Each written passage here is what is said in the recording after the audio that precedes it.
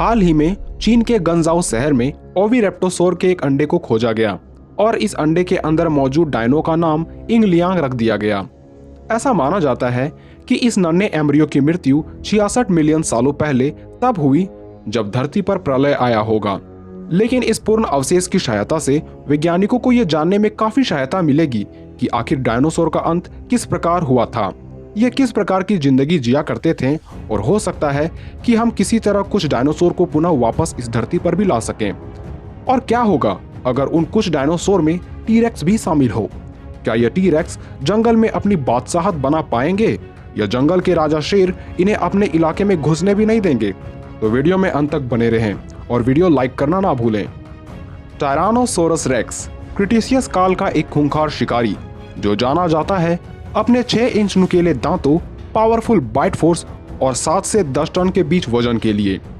इस शिकारी को टायरानोसोरिड परिवार के सबसे शक्तिशाली सदस्यों में से एक माना जाता है, जबकि एक मॉडर्न लायन के 3 इंच नुकीले कैनाइन दांत, तेज धारदार पंजे और ये 100 से लेकर 180 किलो तक भारी पाए जाते हैं। खैर, इन दोनों अलग टाइम के शिकारियों की जंग कोई मजाक लगे, क्योंकि टीरेक्स की एक बाइट ही शेर को इस दुनिया से हमेशा के लिए उठा सकती है। लेकिन आज के इस बैटल में हम ये जानने की कोशिश करेंगे कि आखिर एक टीरेक्स को मार के गिराने के लिए कितने शेरों की आवश्यकता होगी। जैसा कि सभी जानते हैं, अकेले शेर आज के बड़े शिकार को भी नहीं मार पाते, मगर मिलकर यानी टीम वर्क के साथ ये अपने से कई गुने बड़े जीवों को गिरा दिया करते हैं। पर ये टीम वर्क टीरेक्स के खिलाफ कारगर साबित होती या फिर अकेला टीरेक्स शेरों के पूरे झुंड को ही खा जाएगा? लेकिन इस सवाल के जवाब को जानने से पहले दोनों के बारे में थोड़ा जान लिया जाए।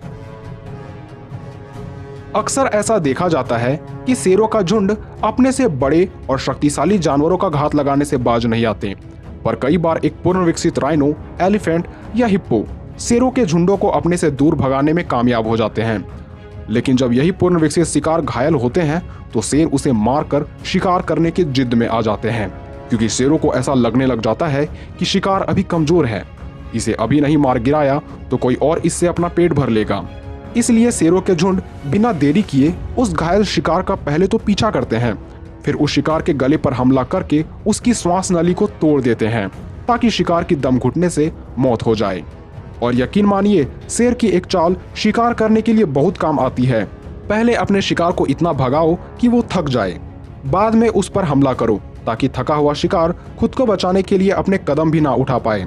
फिर उसके गले पर अपने 3 इंच नुकीले दांतों से हमला करो। और शिकार करने की इस रणनीति से शेरों के झुंड हाथी से लेकर जंगली भैंसे को भी मार गिराते हैं।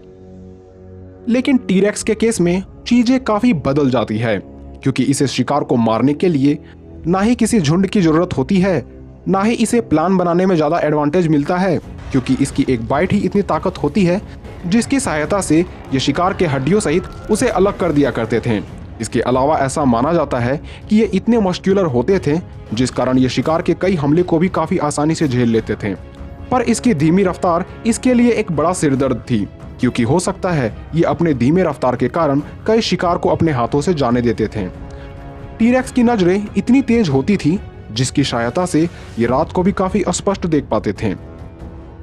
वहीं शेरों की भी नजरें काफी तेज होती है, जिस वजह से ऐसा देखा जाता है कि ये बड़े शिकार जैसे हाथी को रात के ही वक्त मारा करते हैं, ताकि हाथी अपनी कमजोर नजरों की वजह से शेरों को ना देख पाए। और इस प्रकार शेरों को एक बुद्धिमान शिकारी कहना गलत नहीं होगा। लेकिन शायद ये बात आप जानकर चौंक जाएंगे कि हालांकि शेर झुंड में तो रहा करते थे, पर ये अपने झुंड में ज्यादा से ज्यादा 40 सदस्यों को ही रखते हैं। उससे अधिक भीड़ होने पर ये किसी को झुंड से बाहर निकाल देते हैं। वहीं ऐसा माना जाता है कि टीरेक्स क्रिटेशियस काल के एक चालाक और क्रूर शिकारियों में से एक थे, और कई रिसर्च हमें बताते हैं कि इन्हें भी झुंड में शिकार करना पसंद था।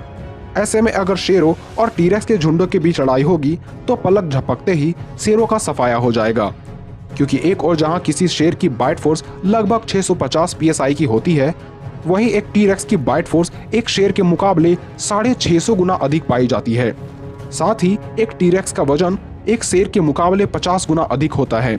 इसलिए अगर हम वजन के हिसाब से 50 शेरों को एक टीरेक्स के पीछे छोड़ दें, तो ऐसी कंडीशन में जब शेर इसे किसी भी दिशा से हमला करे तो टीरेक्स पर इसका कोई असर नहीं होता, क्योंकि टीरेक्स के पूंछ के हमले से ही शेर की हड्डियां टूट जाती और टीरेक्स की एक बाइट से शेर के 2 टुकड़े हो जाते हैं। इसलिए मुश्किल से 20 मिनट का ही वक्त लगता एक टीरेक्स को 50 शेरों को मारने के लिए।